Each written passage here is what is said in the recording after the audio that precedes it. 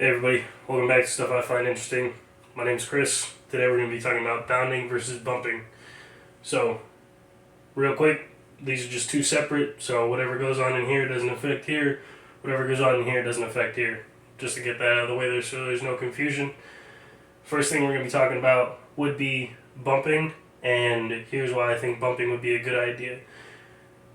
If you have a fire team and nothing more, you can have a little bit less. So like 2 men to a fire team, bumping would make the most sense. And bumping in the case is you have one guy who's posted up on a corner and you have the rest of his team behind him.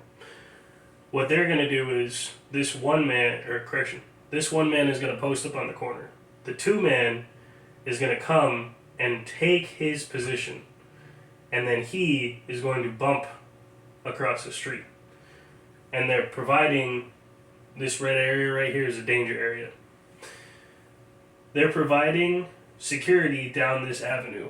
Reason being is that whenever you're crossing danger areas, they're called danger areas for a reason. That's your most likely course of how you could get shot at from your flanks or how you could get possibly ambushed or anything like that. Long avenues of approach that you don't have eyes down always need to be considered danger areas. So that could be like sides of bridges out to the side, or if you're walking along a bridge, the right and left, those are danger areas. If you're walking down a corridor or you're walking down the street, every street that's off to your right and left, those are danger areas. That's why I made a little T-shaped intersection and a little 4-way intersection just to go over a little bit more why bumping bounding makes sense and how you can use them in kinds of different ways. All of these are interchangeable, and it all depends on how your squad or how your fire team dictates their movements and how you deem within your own team that you guys are going to best get the mission done. Everything that we talk about on this channel, it's always comes down to you and your team and how you want to assess threats and deal with threats as a team. Just because you do things one way doesn't mean everybody does everything the same way. So, the reason I think bumping, like how I said, the 1 man gets bumped by the 2 man, and then the 3 man bumps the 2 man, now takes security down this avenue. The 2 man then bumps the 1 man. The 1 man continues patrolling, and then therefore so on and so forth. The 4 man bumps the 3 man, the 3 man bumps the 2 man, and then the 2 man continues patrolling along with the 1 man. The reason I have them in a line like this is because if you know anything about urban tactics, it is always best to be close up against this wall or this building if all of this is open. Sorry, my drawings aren't the best interpretations, but I tried to just draw this as like grass or like trees, basically vegetation. So you'd want to be hugging that wall. Especially if you're a small element, it wouldn't make sense to stagger yourself like this because now you're really close to something that could possibly be booby traps or a threat, or you really don't know what's beyond those trees or what's in those trees. So it makes no sense to expose yourself this deeply when you have a building that you could possibly run in for cover if you take fire from the trees, or, it just gives you more cover. So that's why these guys are linear, if any of you guys are wondering, and why these guys are in a staggered standard column. And then, like I said, just to continue off with this, the 4 man will be at the end, he'll bump the 3 man, and then they will continue patrolling, because the 4 man's the last one, so he won't really get bumped by anyone else. Just when he feels it's deemed the right distance away, he'll just fall back in and they'll continue with their patrol, or they'll continue with their push to whatever objective. I think bumping works best in this scenario because if you think about how you have a fire team, it's rifleman, automatic machine gunner, team leader, assistant automatic machine gunner. It makes sense to keep this standardization compared to what I'll show you with bounding, which is a continuous flow. The reason that makes sense is because of the team leader. The team leader makes the most sense here for bumping because it's a small unit, a small element. You don't really want to mix up a lot of where you are best in command, because if you bound for long enough in a small element, you're going to basically have your team leader be all the way at the front, and it's really hard to, if you take contact from the rear and you're all the way at the front, it's really hard to see what's going on. Same thing is, if you're taking contact from the front, excuse me, as messed up as this sounds, it makes sense to not put yourself in the most dangerous position because you give the most commands and you have the most seniority and you make the decision calls. Unfortunately, for the guy in the front, who is normally the lowest ranking guy, it makes sense for him to be in the front because common sense would dictate if the lowest man in the totem pole goes down, we can still get the mission done. It is unfortunate, but we gotta make those decisive calculations, and we gotta do things that make sense, not do things that, sound nice. So that was bumping. Let me just reset this real quick, and I'll go over bounding, and then I'll go over a little bit. We'll just get into it. Sorry, my mind's all over the place.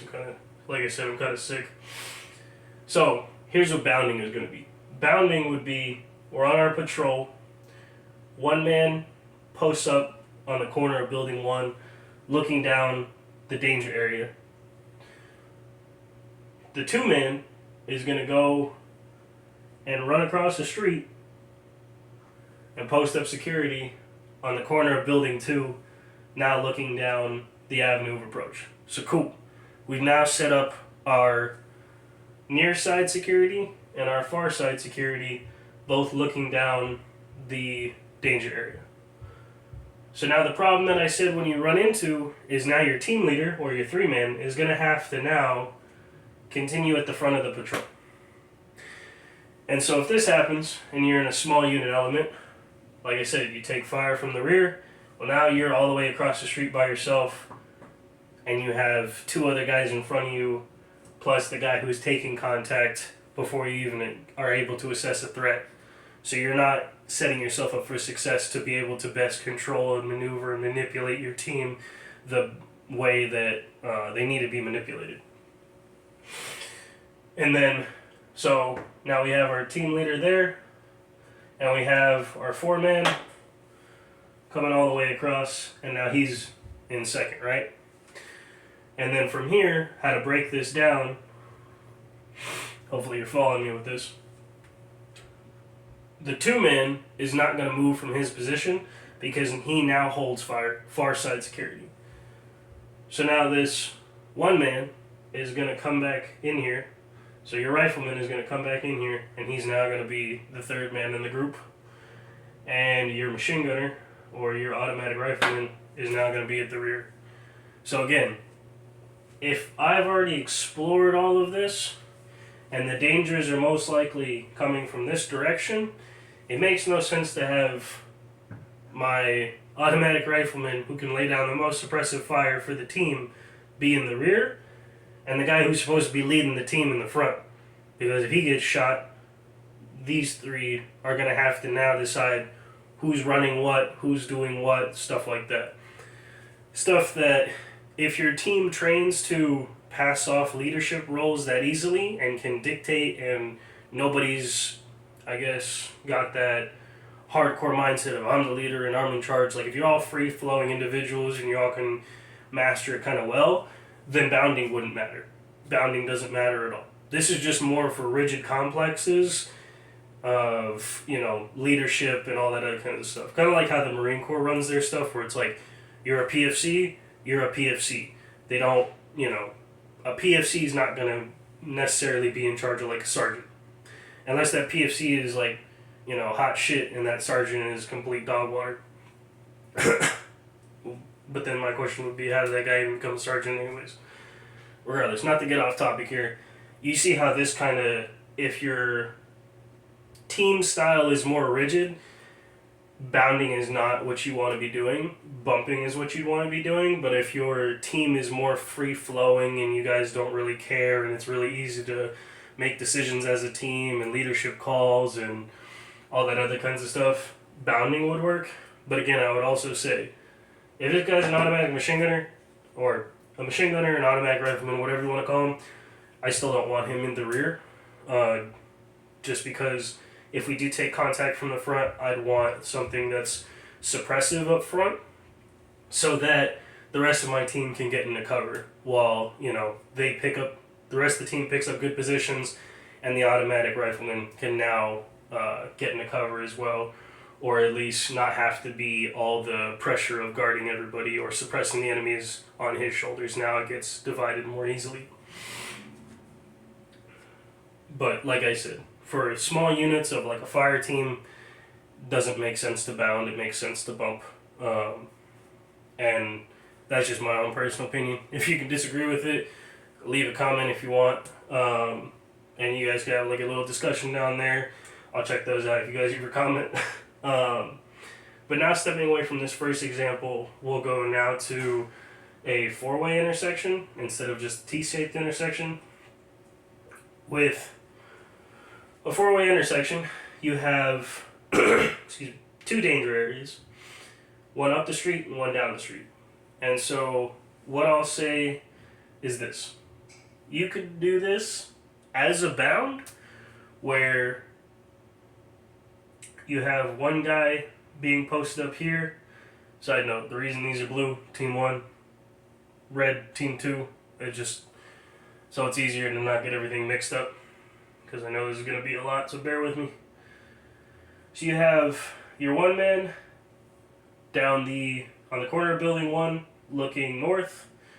You have your two men in the corner of building 3 looking south. And now the rest of you guys are going to be traveling eastwards.